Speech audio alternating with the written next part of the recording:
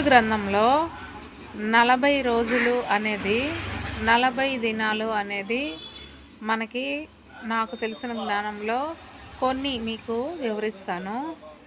ఆదికాండంలో చూసినట్టయితే నోవాహు కాలంలో దేవుడు ప్రచండ వర్షాన్ని కురిపించి అంతటినీ లయం చేయాలి అనుకుంటాడు. ఆ వర్షం పడిన కాలము 40 రోజులు. రెండవదిగా చూసుకుంటే మోషే ఇశ్రాయేలీలను గురించి ఉపవాసం ఉండి ప్రార్థించిన కాలము 40 దినాలు. మూడవది చూస్తే మోషే ఇశ్రాయేలీలు ఐగుప్తు నుంచి బయలుదేరి మారాను అరణ్యంలోనికి వెళ్ళినప్పుడు ముందుగా కనాను దేశంను చూస్తానికి 12 మందిని పంపిస్తాడు.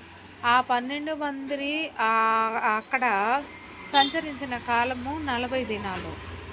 ఇంకొకటి చూస్తే ఫిలిష్తీయుడైన గొల్యాతు 40 రోజులు ఇశ్రాయేలీల్ని బెదిరిస్తున్నట్టుగా చూస్తున్నాము. 6 చూస్తే ఏలియా ఉపవాసం ఉండి హోరేబుకు చేరిన కాలము 40 దినాలు.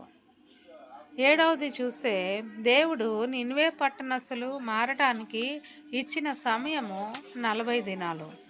8వది చూస్తే యేసుక్రీస్తు వారు ప్రభువారు తమ పరిచర్య జీవితాన్ని ప్రారంభించటానికి ముందు 40 రోజులు ఉపవాసం ఉండి ప్రార్థించినట్టుగా చూస్తున్నాము. 9వది చూసుకున్నట్లయితే యేసు ప్రభువారు పునరుత్థానం అయిన తర్వాత 40 రోజులు భూమి మీద ఉన్నట్టుగా చూస్తున్నాము. 40 అనే సంఖ్య బైబిల్ గ్రంథంలో చాలా ప్రాముఖ్యమైనదిగా పరిగణిస్తారు. అదే 40 రోజులు ఉపవాస దీక్ష కూడా చాలామంది చేస్తూ ఉంటారు. ఈ ఫిబ్రవరి మాసంలో మిగినవుతుంది లెంట్ డేస్.